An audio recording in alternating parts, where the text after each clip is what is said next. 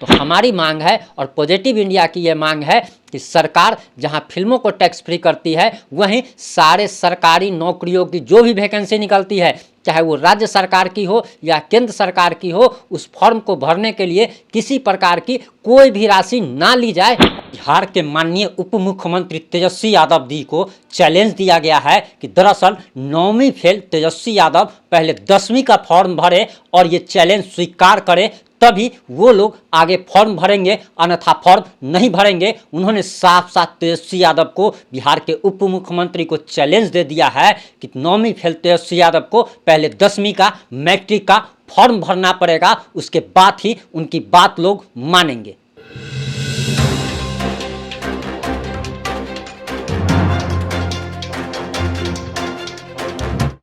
नमस्कार, मैं प्रिंस कुमार सिंह और आप देख रहे हैं पॉजिटिव इंडिया। दरअसल आपको बताते चले कि नियोजित शिक्षकों के लिए एक नई शिक्षक नियमावली लाई गई, जिसके तहत अब नियोजित शिक्षकों को राज्यकर्मी का दर्जा पाने के लिए बीपीएससी का फॉर्म भरना पड़ेगा, उन्हें एग्जाम देना पड़ेगा। और इसी को लेकर नियोजित शिक्षक जनाक्रोश में है, उनमें उबाल है, काफ़ी गुस्से में दिख रहे हैं, धरना प्रदर्शन हो रहा है और बिहार सरकार के खिलाफ काफ़ी विरोध हो रहा है। आपको बताते चले कि नई शिक्षक नियमावली जो लाई गई है, यानी कि नियोजित शिक्षकों को राज्यकर्मी का दर्जा पाने के लिए, समान काम के तहत समान वेतन पाने के लिए, नियोजित शिक्षकों को राज्यकर्मी का दर्जा पाने के लिए अब बीपीएससी का फॉर्म भरना पड़ेगा, उनको एग्जाम पास करना पड़ेगा और उसके बाद जो लोग भी एग्जाम पास कर पाएंगे उन्हीं लोगों को राज्यकर्मी का दर्जा दिया जाएगा। ऐसा नया जो है शिक्षक नियमावली में लाया गया है। अब इसको लेकर काफ़ी विरोध हो रहा है और लगातार शिक्षक संघ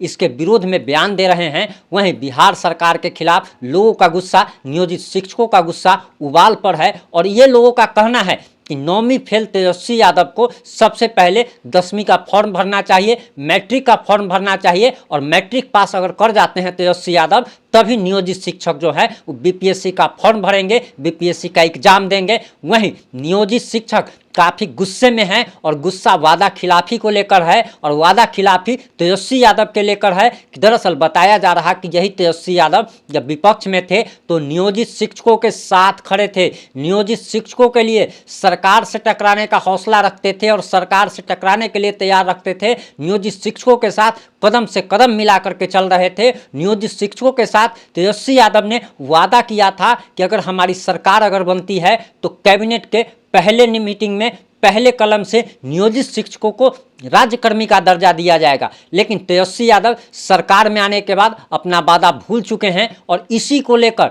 नियोजित शिक्षक काफ़ी गुस्से में हैं। नियोजित शिक्षकों का तो यहाँ तक कहना है कि इन्हें वेतन चपरासी वाला दिया जा रहा है और काम जो है और एग्ज़ाम जो है वो बीपीएससी का लिया जा रहा है, यानी कि जो काम है उसके अनुसार इन लोगों का ये भी कहना है कि ये लोग काम कर रहे हैं। आखिर नियोजित शिक्षकों को एग्जाम देने के बाद ही इनको रखा गया था, नौकरी दी गई थी और आखिर नौकरी देने के बाद जब राज्यकर्मी को दर्जा देने की बात जब सामने आई तो ये लोग जो है पीछे हट रहे हैं, अपने वादे से पीछे हट रहे हैं और दरअसल तेजस्वी यादव पर वादा खिलाफी का आरोप लगा है। और इसके बाद तमाम शिक्षक संघ, जो भी नियोजित शिक्षक के संघ हैं, इन सारे लोगों ने बीपीएससी एग्जाम देने से साफ साफ मना कर दिया है, इसका विरोध किया है और कहा है कि कोई भी नियोजित शिक्षक बीपीएससी का फॉर्म नहीं भरेगा, उसका एग्जाम नहीं देगा, सरकार को जो करना है वो कर ले। इसी के साथ साथ शिक्षक संघ ने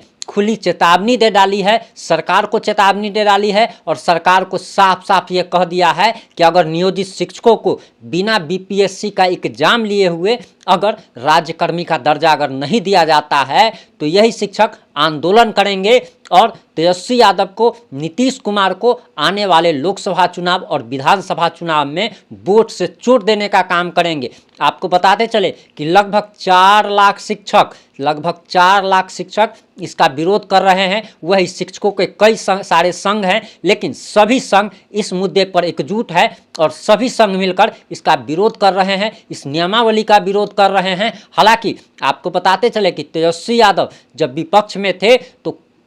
इन्हीं लोगों की आवाज़ उठाते थे, इन लोगों के लिए लड़ने मरने को तैयार रहते थे। लेकिन जब सरकार में आए हैं तब ये इनकी भाषा बदल गई है, इनका चाल बदल गया है, इनका चरित्र बदल गया है। नहीं, एक चीज़ और आपको बताते चले कि बिहार में बहुत सारा ऐसी तमाम शिकायतें, हमारे ही रिपोर्ट जो प्रसारित किया जाता है उस पर बहुत सारे लोग कमेंट करते हैं और इन सारे लोगों का कहना है, और ऐसा समाचार आए दिन आते रहता है कि बिहार सरकार कई सारे एग्जाम को ले चुकी है और उसके बाद बहाली ही कैंसिल कर दी गई। यानी कि आप ज़रा सोचिए कि कोई व्यक्ति जो बेरोजगार व्यक्ति है, एक तो फॉर्म भरने का पैसा लिया जाता है और लोगों को, बेरोजगारों को पैसा देकर फॉर्म भरना पड़ता है। वो पैसा वो बेरोजगार कहाँ से लाते हैं, वो बेरोजगार ही जानते हैं कि किसी को कर्ज लेना पड़ता है, किसी को अपना साइकिल बेचना पड़ता है, किसी को अपने परिवार का जेवर गिरवी रख करके और तब पैसा ला करके फॉर्म भरना पड़ता है। और उसके बाद ज़रा आप सोचिए कि एग्जाम दे चुका व्यक्ति और उस बहाली को ही अगर कैंसिल कर दिया जाए तो मन कितना छोट हो जाता है, व्यक्ति कितना उदास हो जाता है। बहुत सारे लोग डिप्रेशन में चले गए हैं, बहुत सारे लोग इस बात को लेकर डिप्रेशन में चले गए हैं कि हर एक नौकरी का एक एज फिक्स होता है, उम्र फिक्स होता है, और बहाली अगर कैंसिल हो जाती है तो आप ज़रा सोच सकते हैं कि अगर किसी बहाली का, किसी अगर नौकरी के लिए 35 साल अगर उम्र सीमा है, किसी व्यक्ति का अगर 34 साल उम्र हुआ है और उसने एग्जाम दे दिया और उसके बाद अगर बहाली कैंसिल हो जाएगी तो अगले साल वो 35 का हो जाएगा, फिर अगले साल 36 का हो जाएगा और एक साल के बाद वो एग्जाम देने के पात्रता नहीं रखेगा, वो पात्र नहीं रहेगा और उसको एग्जाम में बैठने भी नहीं दिया जाएगा क्योंकि उसकी उम्र सीमा खत्म हो चुकी है। वहीं आपको बताते चले कि दरअसल ऐसा बिहार में तमाम सारा खबर आ रहा है कि बहुत सारी बहाली को कैंसिल कर दिया गया। बहुत सारा जगह, आप बहुत सारे राज्यों में ये जरूर सुनते होंगे कि किसी फिल्म को टैक्स फ्री कर दिया जाता है। ऐसा बहुत सारे फिल्मों के मामले में होता है, हम किसी एक फिल्म का नाम नहीं लेंगे। बहुत सारे फिल्मों के मामले में क्या होता है कि टैक्स फ्री कर दिया जाता है।